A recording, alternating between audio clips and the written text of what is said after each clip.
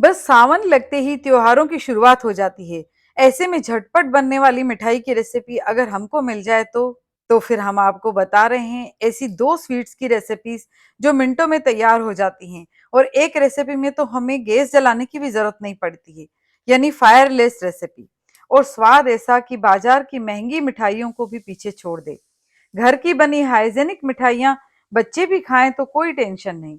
चलिए फिर बनाते हैं ये सिंपल और टेस्टी स्वीट्स।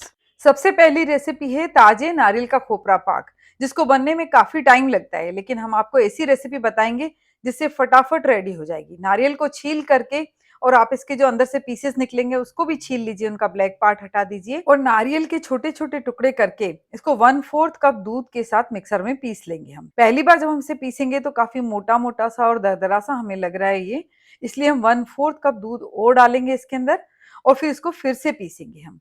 अब देखिए एकदम बारीक पिस गया है। बारीक होने के बाद भी इसमें एक दाना है नारियल का और दरदरापन है। बस ऐसा ही हमको टेक्सचर चाहिए नारियल की मिठाई के लिए। मेजरिंग कप से या किसी घर की कटोरी से हम इसको नाप लेंगे। देखिए 1 कप और बाकी 2 बड़े चम्मच और निकला है ये। नारियल की साइज के हिसाब से यहाँ पर पल्प तैयार होगा। तो इस वीडियो में आगे बढ़ने से पहले आप हमारी वीडियो को लाइक और शेयर कर दीजिए और अगर आप न्यू हैं तो चैनल को फटाफट सब्सक्राइब करके बेल आइकन प्रेस करने के बाद ऑल बटन जरूर एक्टिवेट कर लीजिए। नारियल के पीसे हुए मिक्सचर को मैंने डाला है एक मोटे तले की कढ़ाई में और लो टू मीडियम फ्लेम पर इसको लगातार चलाते हुए हम अच्छे से ड्राई करेंगे। फ्लेवर के लिए हम डालेंगे यहाँ पर थोड़ा इलायची पाउडर और 15-20 केसर की पत्तियों को मैंने 3-4 चम्मच दूध के अंदर भिगो के रखा था। भीगी हुई केसर से मिठाई में फ्लेवर भी बहुत अच्छा आएगा और एक प्यारा सा कलर आएगा इसके अंदर। अगर आपके पास केसर नहीं हो तो यहाँ आप थोड़े से येलो कलर का भी यूज कर सकते हैं या व्हाइट कलर की मिठाई भी है, बहुत ही बढ़िया लगती है। एक नारियल की मिठाई बनाने में हमें कम से कम 1 से 1.5 लीटर दूध की जरूरत होती है, लेकिन हमने यहाँ पर सिर्फ डाला है आधा कप दूध। और अब इसमें हम मावे जैसा बढ़िया सा टेस्ट लाने के लिए डालेंगे आधा cup milk made. Milk made डालने से ये मिठाई बहुत जल्दी बन करके तैयार हो जाएगी और साथ साथ में इसका टेस्ट भी बहुत ही अच्छा आएगा। मार्केट में आपको मिल्क मेड बहुत ही आसानी से मिल जाता है, नहीं तो आप चाहें तो मिल्क मेड घर पर भी बना सकते हैं इजीली। अगर इसकी रेसिपी आपको चाहिए तो आप प्लीज हमें मैसेज करके जरूर बताएं। मीडियम आंच पर हम इसको लगातार चलाते हुए बनाएंगे। धीरे धीरे ये ड्राई होने लगेगा।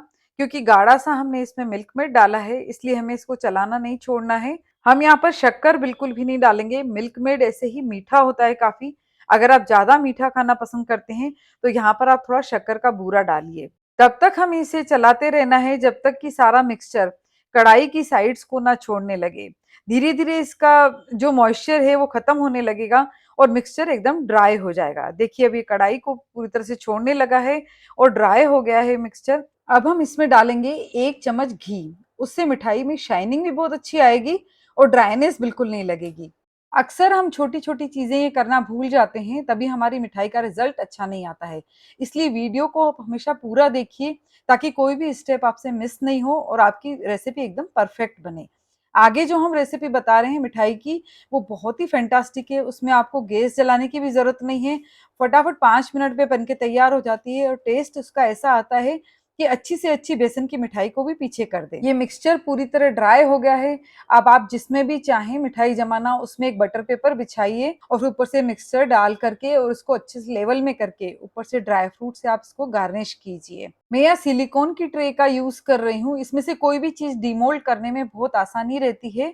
मिठाई को गार्निश करने के बाद मैंने सिर्फ 15 मिनट के लिए इसको फ्रिज में रखा था ताकि अच्छे से सेट हो जाए। मिठाई का टेक्सचर भी बहुत ही अमेजिंग है। और अब हम बनाएंगे हमारी ये दूसरी रेसिपी जो कि बहुत ही स्वादिष्ट और बहुत ही हेल्दी है। हम यहाँ पर ले रहे हैं भुने हुए चने।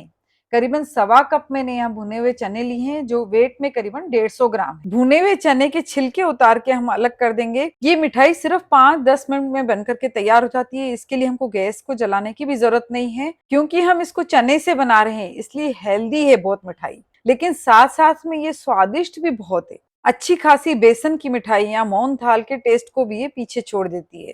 मिठाई के टेस्ट को और भी ज्यादा इनहेंस करने के लिए हमने इसमें डाला है आधा कप नारियल का बूरा। दरदरा सा पाउडर हम इसका पीस लेंगे, जैसे कि बेसन की मिठाई में हम बेसन को दरदरा सा रखते हैं उसी तरह। इस पीसे हुए मिक्सचर को हम एक बॉल में शिफ्ट कर देंगे और अब हम यहाँ पे डाल रहे हैं 1/4 कप देसी घी। घी को हम गरम करके बिल्कुल नहीं डालेंगे। अगर बहुत ज्यादा पिघला हुआ घी हो तो उसको थोड़ी देर के लिए आप फ्रिज में रख दें। बस इस तरह से सेमी सॉलिड घी डालेंगे हम। और अब इसमें हम डाल रहे हैं 1/4 cup milk made. Milk made डालने से यहाँ पर हमको मावा या मिल्क पाउडर डालने की भी जरूरत नहीं रहेगी बिल्कुल, और दूध डालने की बिल्कुल जरूरत नहीं है। और मिल्क मेड से इस मिठाई का टेस्ट बहुत ही अच्छा आएगा। 1/4 टीस्पून हमने डाला इसमें इलायची पाउडर, और 3 बड़े चम्मच हम डाल रहे हैं अलग अलग तरह के कटे हुए ड्राई फ्रूट। ये आप ऑप्शनल है, बिल्कुल आपकी मर्जी हो तो आप डालिए, इससे इसका टेस्ट बहुत अच्छा आता है। मिल्क मेड हमें 2 बार करके डालना है। मैंने यहाँ पर अभी 1/4 कप मिल्क मेड डाला है, और इस मिक्सचर को बहुत अच्छे से मैं मिक्स कर लूंगी। आप ये स्टेप जरूर करना, तो मिठाई के एक एक कण में वो मिल्क मेड का टेस्ट अच्छे से समा जाएगा। जैसे आटा गूंथते हैं ना, ऐसे हाथ से हम इस मिक्सचर को बहुत अच्छे से मिक्स करेंगे। अभी इसमें 1/4 कप मिल्क मेड और डलेगा, लेकिन पहले हम पहले वाले मिल्क मेड को बहुत अच्छे से मिक्स कर देंगे। इस तरह से जब दरदरा सा टेक्सचर हो जाए इस मिक्सचर का, तब फिर से हम 1/4 कप मिल्क मेड यहाँ पर डालेंगे। अब फिर से अब इसको हाथ से हम अच्छे से मिक्स करेंगे और एक डो बना के तैयार कर लेंगे। कुल 10 मिनट लगते हैं इस मिठाई को बनाने में, लेकिन इसका टेस्ट और टेक्सचर बहुत ही अच्छा आता है। घी और मिल्क मेड के कारण ये डो बहुत अच्छे से बन करके तैयार हो जाएगा। हमने इसमें दूध बिल्कुल भी नहीं डाला है, इसलिए इस मिठाई की शेल्फ लाइफ बहुत अच्छी है। आप 15 से 20 दिन तो बिल्कुल भी ये खराब नहीं होती है। डो बन करके बिल्कुल तैयार है। हमने डो बनाते वक्त इसको बहुत ज्यादा ताकत नहीं दी है, नहीं तो इसमें से घी रिलीज हो जाता है। बस इसको एक बटर पेपर के ऊपर रखेंगे हम, और इसे हाथ से धीरे धीरे प्रेस करते हुए इसका एक रोल बना लेंगे।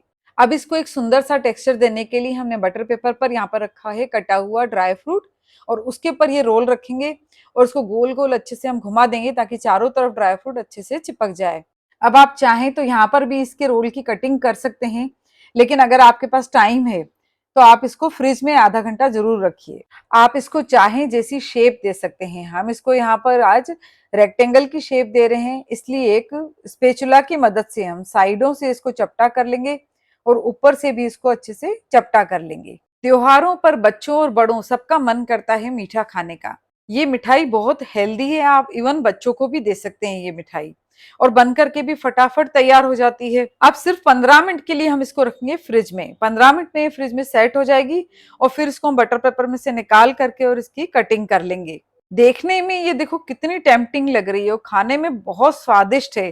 टेक्सचर भी इसका इतना क्रिस्पी है कि आप खाते ही रह जाएंगे बिल्कुल। अगर आपको हमारी रेसिपीज अच्छी लगती हो तो प्लीज इन्हें लाइक और शेयर जरूर कीजिए। और अगर आप हमारी चैनल पर पहली बार आए हो, बिल्कुल न्यू हो, तो चैनल को सब्सक्राइब जरूर कीजिए। सब्सक्राइब करके ऑल बटन एक्टिवेट करने से हमारी जितनी भी बढ़िया बढ़िया नई नई रेसिपीज आएंगी, उनके नोटिफिकेशन आपको मिल जाएंगे, ताकि आप फटाफट उस रेसिपी को देख सकेंगे। चलिए जल्दी ही मिलते हैं अगली नई रेसिपी के साथ। थैंक यू, धन्यवाद।